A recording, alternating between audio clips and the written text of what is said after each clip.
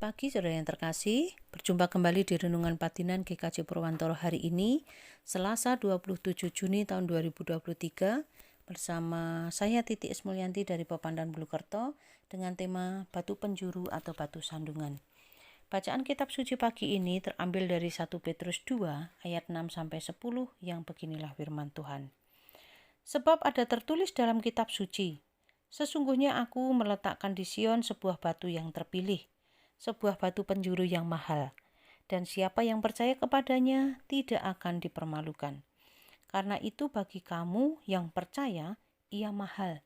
Tetapi bagi mereka yang tidak percaya, batu yang telah dibuang oleh tukang-tukang bangunan telah menjadi batu penjuru, juga telah menjadi batu sentuhan dan suatu batu sandungan. Mereka tersandung padanya, karena mereka tidak taat kepada firman Allah, dan untuk itu mereka juga telah disediakan. Tetapi kamulah bangsa yang terpilih, imamat yang rajani, bangsa yang kudus, umat kepunyaan Allah sendiri, supaya kamu memberitakan perbuatan-perbuatan yang besar dari Dia, yang telah memanggil kamu keluar dari kegelapan kepada terangnya yang ajaib. Kamu yang dahulu bukan umat Allah, tetapi yang sekarang telah menjadi umat-Nya, yang dahulu tidak dikasihani, tetapi yang sekarang telah beroleh belas kasihan. Demikian sapaan firman Tuhan pagi ini. Berbahagialah semua orang yang mau mendengarkan dan melakukan firman Tuhan dalam hidupnya sehari-hari. Haleluya. Saudara yang terkasih, dalam bacaan kita pagi ini kita melihat Rasul Petrus berbicara mengenai dua macam respon yang berbeda terhadap Yesus. Respon yang pertama digambarkan sebagai batu penjuru. Apa itu batu penjuru? Dalam praktek pembangunan suatu bangunan di zaman kuno dulu, batu penjuru adalah batu yang paling penting, yang merupakan batu pertama yang diletakkan dalam suatu fondasi untuk suatu proyek pembangunan yang baru. Begitu pentingnya, maka batu penjuru ini harus dipersiapkan dan ditempatkan secara sempurna, baik dalam bentuk maupun ukurannya. Karena batu penjuru ini akan menjadi referensi untuk semua batu lainnya yang akan diletakkan. Kristus itu bukan hanya perantara atau pengantara atau mediator, tetapi batu penjuru, batu yang fondasional yang memberikan arah untuk pembangunan rumah rohani kita, di mana struktur dan arah hidup kita sebagai umat-Nya ditentukan oleh Dia.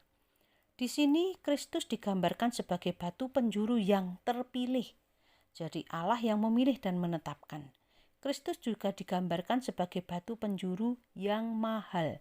Artinya, di mata Allah, Kristus itu berharga, tidak setara dengan yang lain dalam nilai dan tidak bisa digantikan.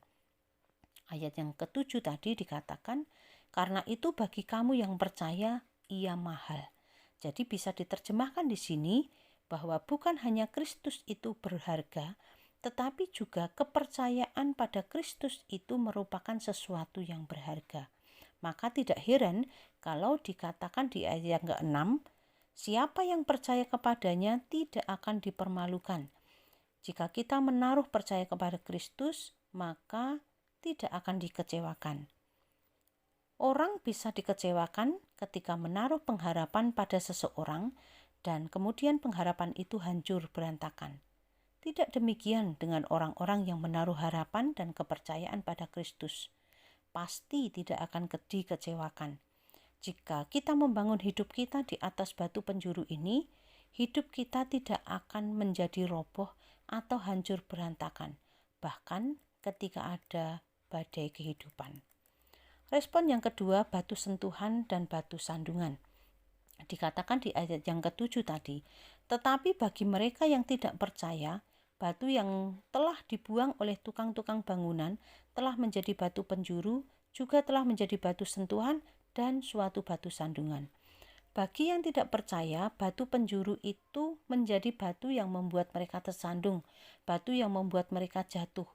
Tersandung di sini memiliki arti marah atau tidak senang dengan sesuatu yang dikatakan atau dilakukan orang lain dan kemudian menolak.